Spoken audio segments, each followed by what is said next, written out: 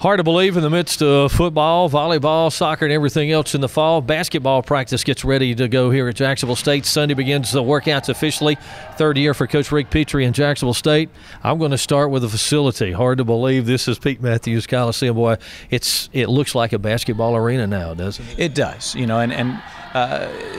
Truth be told, we weren't in a D1 facility before, but we are now. I mean, this is a Division I facility. So we're in a situation now where, where we can have a little bit of pride when we bring a recruit on campus and show them that this is where we play, that we can feel good about that this is where we play. I think based on the other arenas in the league, Jacksonville State was the bottom third, and this bumps it up middle of the pack, or even better now with the work that's been done here, correct? Right, I would say below bottom third. I would say it was last out of 12, but no. Now it's clearly in the middle of the pack, and so we've caught up is what we've done from a facility standpoint. We've caught up to the rest of the pack, and that'll help, no question. All right, let's talk about practice. Most people, I think, know it's a year-round thing now, and once classes begin, you can do some individual work, so it really never ends. But it's always special that first day of practice, first team workouts. No, it is, and one of the things that's different about it is the duration. Our basketball workouts have been an hour twice a week. Now we'll be going 2 to 2.5 hours. Oh, those freshmen. Right, and so and we're doing it in successive days. So it is different. Yes, you're right. We do work with them year round, but the volume of time and effort and energy rises dramatically. So there still is a difference when you talk about the actual first official day of practice from what we have been doing.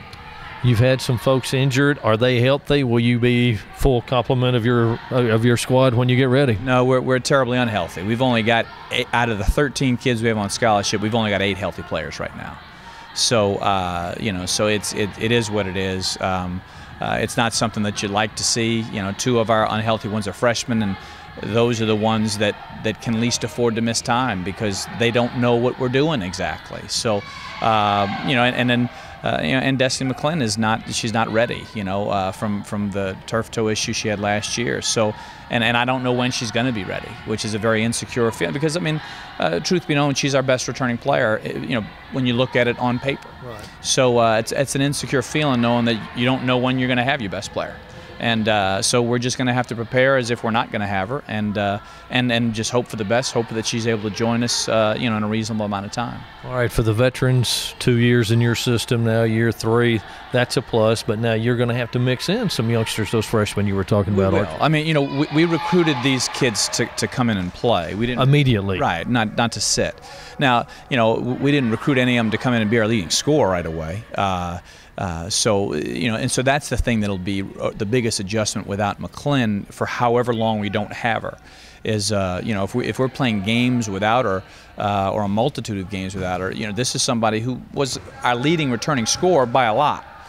So now, somebody else will have to take up that slack. And right now, I have no idea who that would be right now. Well, it changed a lot of roles within the team if she can, or depending upon how long she's out, right? No question. I think the one player in our program I think there's 2 players, returning players, who have shown a lot of progress from last year.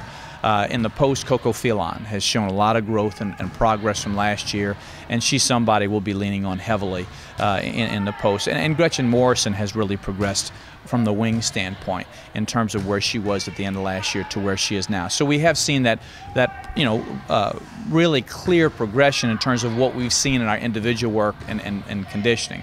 Now we get into full-on basketball work, and so we'll see how it looks once we put 5-on-5 on the floor, which we have not done yet.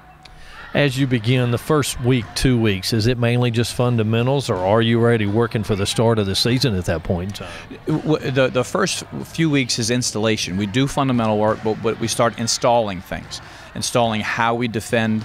We're obviously primarily a man-to-man team, so we put in all of our defensive rules because there's a number of ways you can play man-to-man.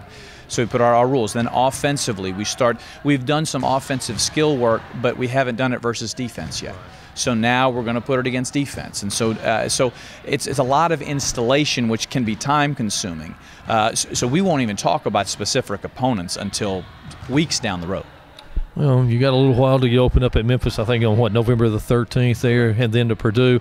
Overall, the schedule, it's challenging, isn't it? It is, and we open up, like you said, at Memphis and at Purdue to start off with, and then Kennesaw State's our home opener, and they were very good last year. They beat us last year.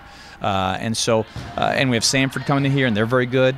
So our non-conference portion of our schedule will give us a challenge. Thank you, sir. Good luck this season. Thank you. Rick Petrie, Jacksonville State women's basketball. Again, the season opens on the road for them on Friday, November the 13th at Memphis. Check online at JSUGamecocksports.com. Season tickets will go on sale shortly, and you can buy them online at JSUGamecocksports.com.